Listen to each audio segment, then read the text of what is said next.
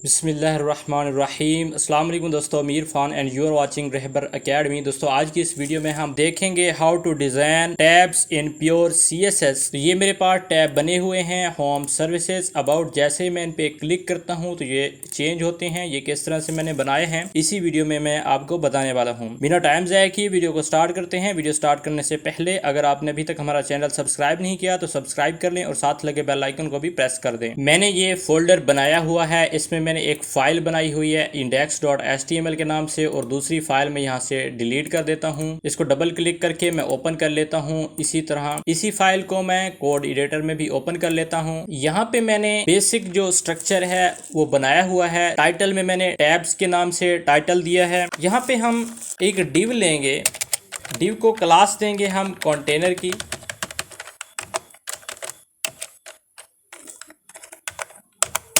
यहाँ पे इसको स्टाइल कर लेता हूँ मैं। डॉट लगाएंगे कंटेनर, विड्थ देंगे हम 80%, मार्जिन 0 ऑटो। इसका बैकग्राउंड कर देता हूँ मैं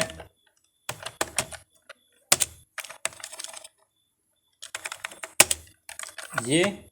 कंट्रोल S करके रिफ्रेश करके दिखाता हूँ, कुछ शो नहीं हुआ। अब हमने यहाँ पे एक और काम करना है। यहाँ पे हम एक डिव बना लेते हैं, इसको नाम देंगे हम रो टैब्स के नाम से।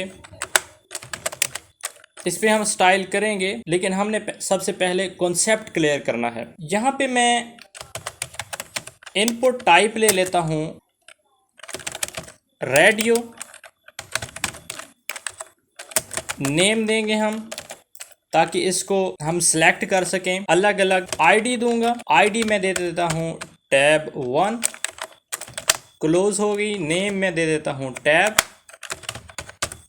कंट्रोल S किया, जाके रिफ्रेश किया, हमारे पास एक रेडियो बटन शो हो गया। थोड़ी सी स्टाइल कर लेते हैं। यहाँ मैं जाके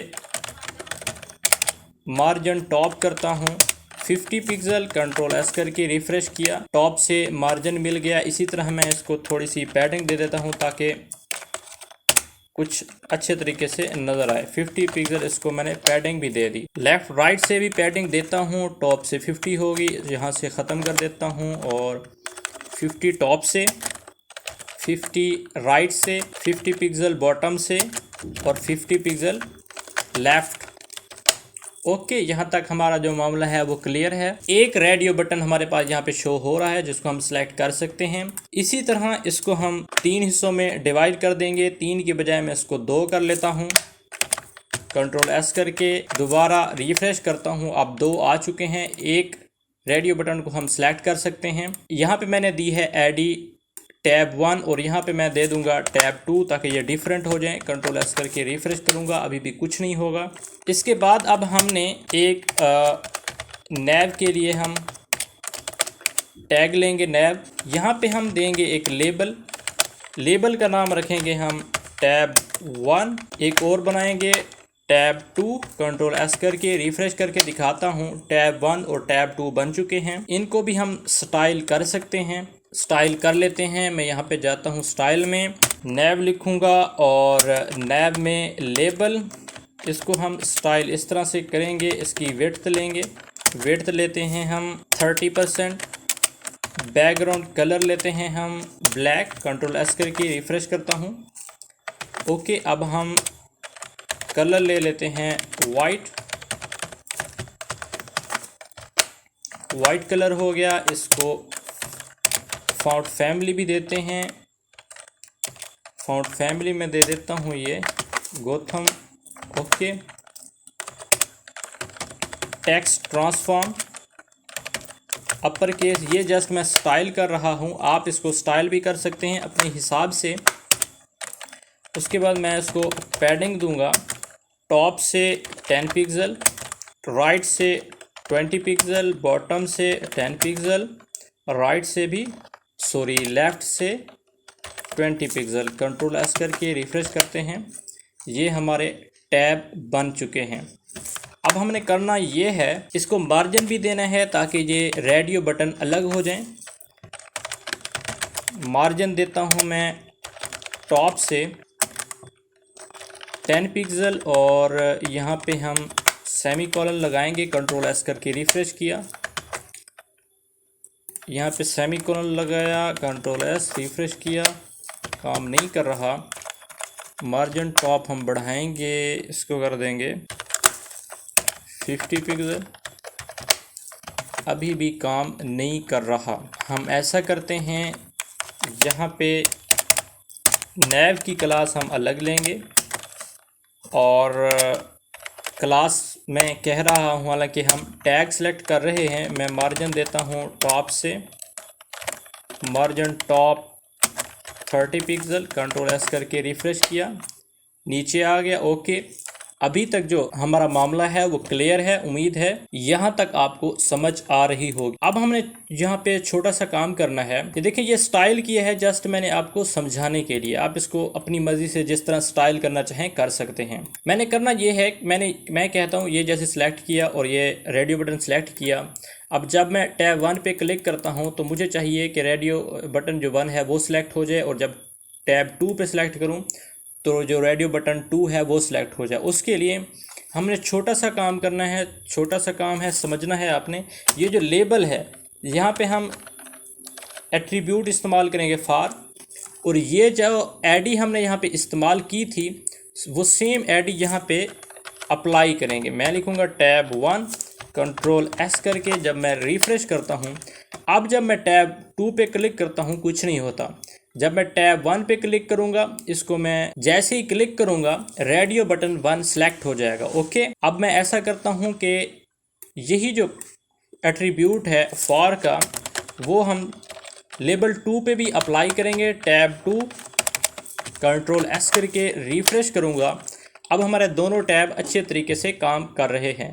टैब 1, टैब 2, टैब 1, टैब 2। यहाँ पे हम ये कर सकते हैं कि हम स्टाइल में जाएंगे, और स्टाइल में जाने के बाद अभी हम स्टाइल में नहीं जाते बल्कि एक नेव के नीचे एक और क्लास लेते हैं, एक सेक्शन लेते हैं। सेक्शन का हमने टैग लिया, क्लोज किया। इसके अंदर हम 2 डिव ले लेते हैं।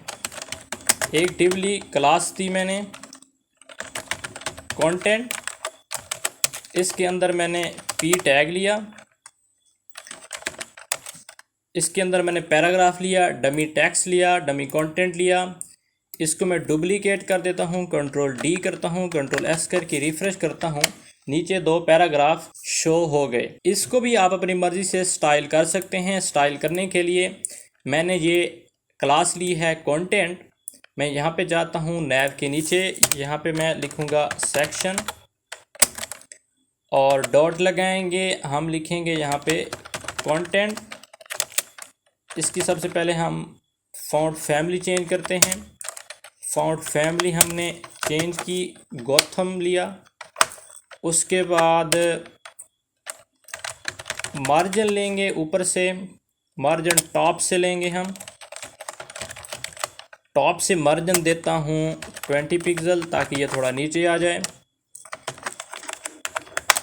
40 कर देता हूँ, नीचे आ गया। इसको हम बॉर्डर भी दे सकते हैं, अपनी स्टाइलिंग के हिसाब से आप जैसे इसको एडजस्ट करना चाहें कर सकते हैं। मैं बॉर्डर दे देता हूँ, आप नहीं देना चाहते ना दें, मैंने जस्ट आपका कॉन्सेप्ट क्लियर करवाना है।